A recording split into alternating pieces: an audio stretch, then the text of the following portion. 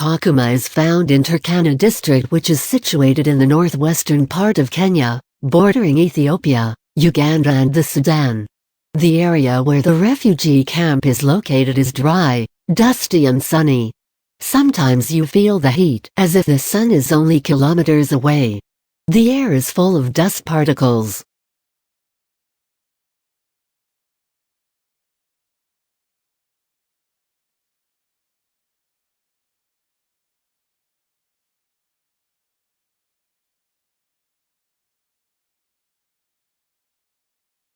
At the far end of the refugee camp stands a lone plastic makeshift hut, as if it has no care for what exists in the world.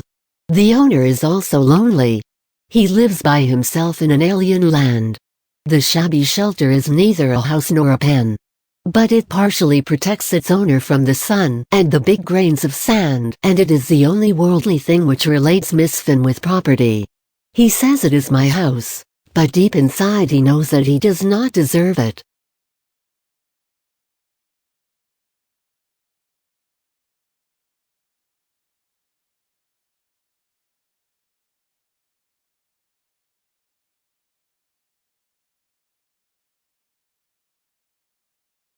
When Misfin feels the stress from the combined forces of loneliness, lack of love and hunger, he usually loiters in the forest.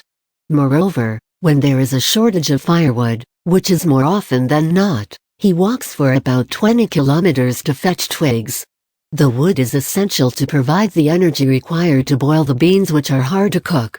The firewood rationed is hardly enough to make a day's meals, so fetching wood is one of Misfin's main activities.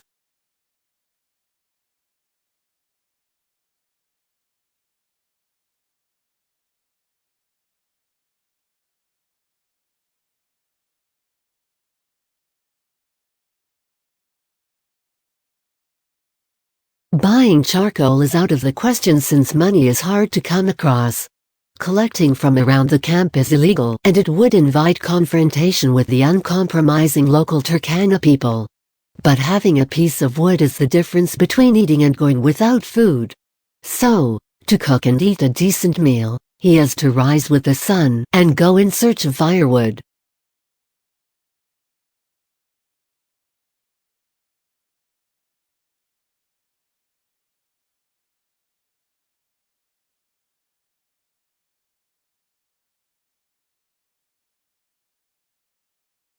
Once he almost lost his life because of a bundle of firewood.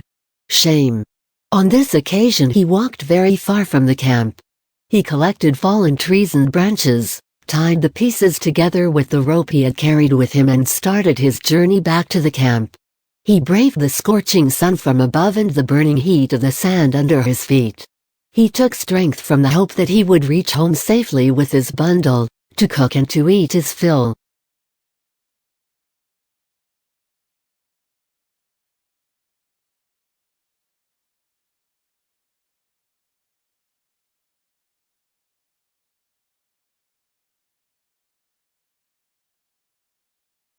After traveling much of the distance back to the camp, sweating and panting under the load of the bundle, the unexpected happened.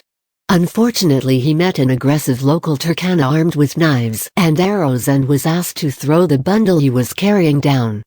Poor chap. He tried to reason with the Turkana, forgetting that neither of them could understand the other. He tried to win his heart by showing submissiveness and bowing repeatedly, but in vain.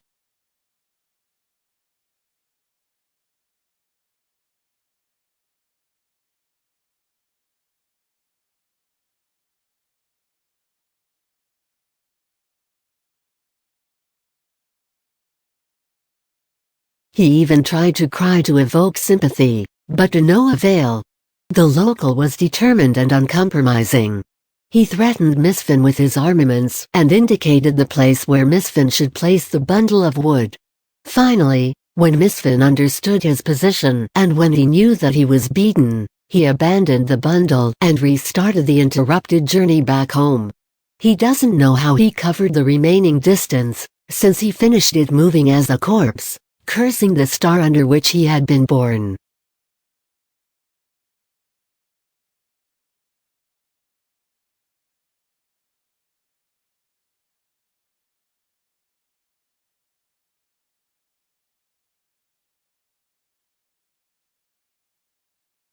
Back at home he lay on his mat.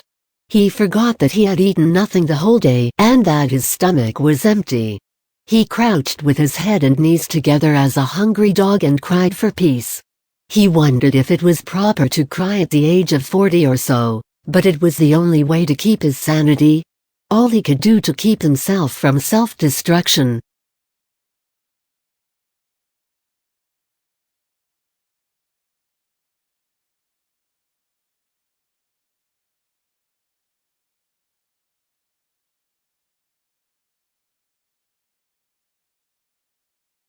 When he sits and ponders what he is doing with his life or what is being done to him, Misfin always ends up confused.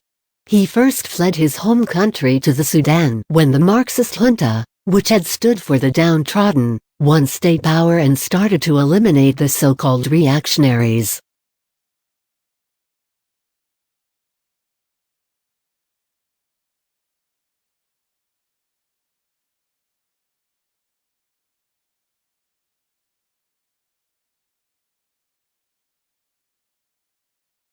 He returned to Ethiopia when President Mengistu took his turn to flee the country and to join the refugees in Harare, and then the new Ethiopian transitional government came to power.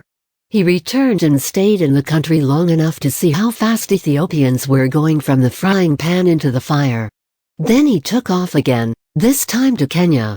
Born to run away as a rabbit at the first sight of a problem, he thought to himself silently,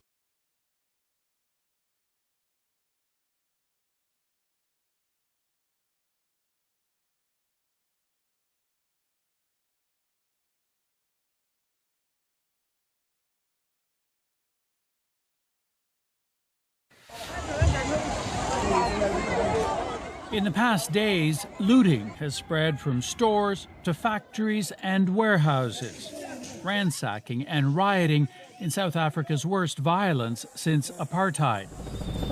From the eastern provinces of KwaZulu-Natal to Johannesburg's economic hub. All of the doors are open. People are walking in. Highways on fire, skies full of smoke.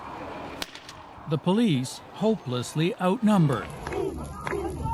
Protests started with the jailing of former South African President Jacob Zuma last Wednesday, accused of corruption.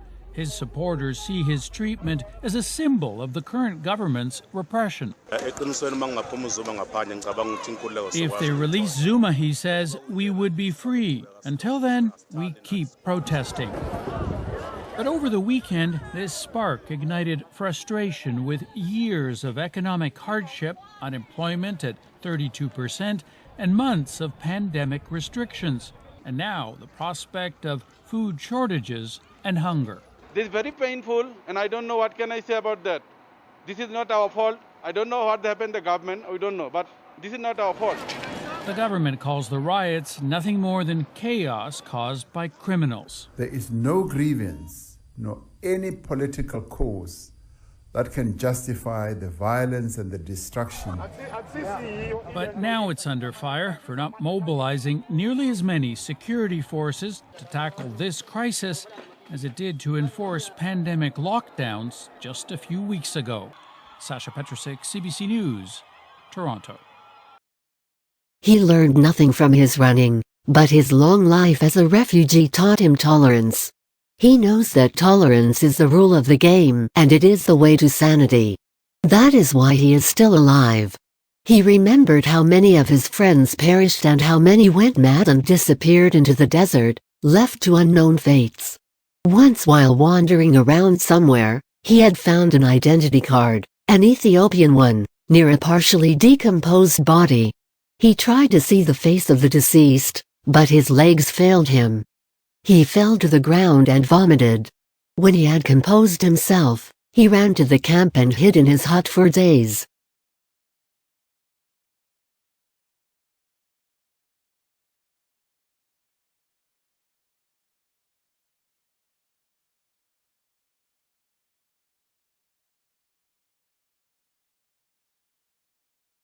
He hated remembering, sitting on his mat, counting the days that he had lived in the refugee camp, enduring the unendurable.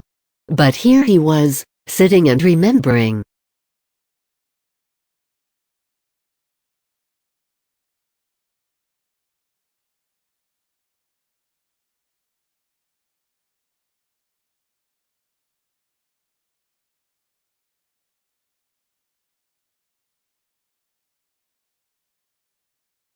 He tolerated the police who behave as if they owned the world, and demand so much when they see a refugee.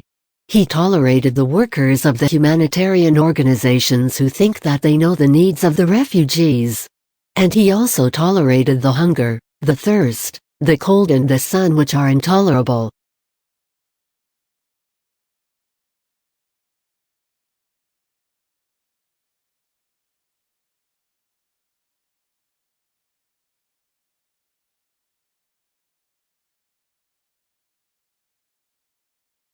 As he sat, he prayed for his deliverance. He knows God is unfair in his treatment of individuals. The illogical God allows some creatures to wither away in a hot desert, in an alien land, while others are leading luxurious lives. Today, he doubts fairness.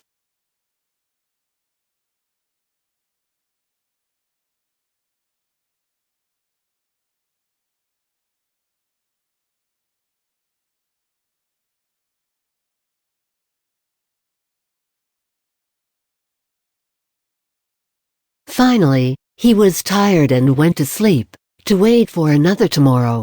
In a refugee's life, all tomorrows are the same.